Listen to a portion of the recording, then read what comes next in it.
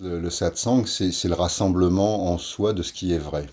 C'est unir, c'est se réunir en fait. C'est se réunir véritablement. Pas seulement formellement un certain nombre de personnes qui se mettent au même endroit à la même heure, mais de réunir en soi ce qui est réel et de laisser tomber les décors, les apparats, les faux semblants.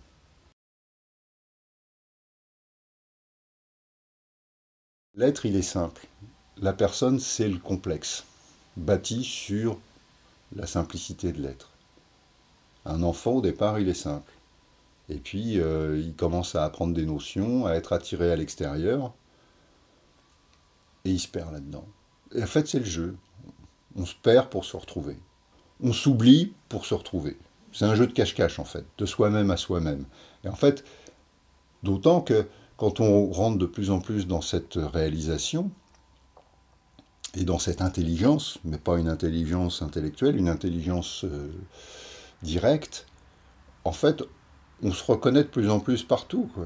C'est le même qui cherche à se reconnaître. D'abord, il cherche à se reconnaître en soi, et après, il cherche à se reconnaître au travers toutes les rencontres. Humaines, bien sûr, mais pas qu'humaines. Ça peut être un animal, ça peut être une plante, ça peut être toute la manifestation, en fait, cherche à se reconnaître là-dedans.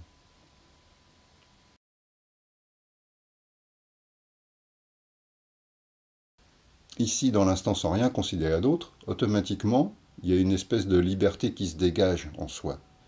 On n'est pas préoccupé, on n'a pas de projection. Et dans ça, il y a une espèce de détente qui se fait naturellement. Et donc forcément, dans cette détente-là, il y a un accueil qui se fait naturellement. Et on peut réaccueillir, et ça c'est important aussi, c'est réaccueillir toute l'histoire, mais d'un point de vue d'ouverture. Pas d'un point de vue de définition, de jugement, de rancune. Pour une fois, de s'autoriser à rencontrer les gens qui viennent en face de nous, tels qu'ils sont, et non pas tels qu'on les a définis, tels qu'on les a enfermés. C'est ça l'enfer, c'est s'être enfermé soi-même dans une définition et enfermer les autres dans une définition. Ça, c'est l'enfer. Le paradis, eh ben, c'est ça, c'est l'ouverture. Et donc à ce moment-là, qu'est-ce qui se passe si j'enlève mes définitions pour accueillir quelqu'un? Je l'accueille d'un regard neuf, ouvert. Et forcément, qu'est-ce qu'il y a là-dedans? Ben, y a de l'amour qui se dégage. Il n'y a rien d'autre.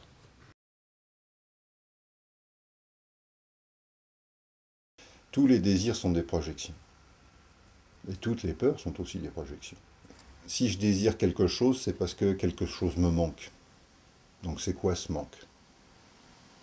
Et en fait, dans ma traduction à moi, le manque, c'est le manque de connaissance, de reconnaissance de soi.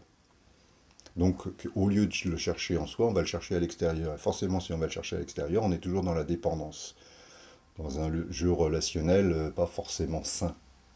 Cette reconnaissance-là, elle ne dépend que de soi-même. Moi, j'ai personne pour me certifier non plus.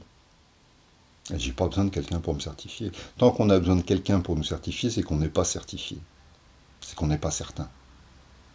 À partir du moment où on est certain, on n'a pas besoin.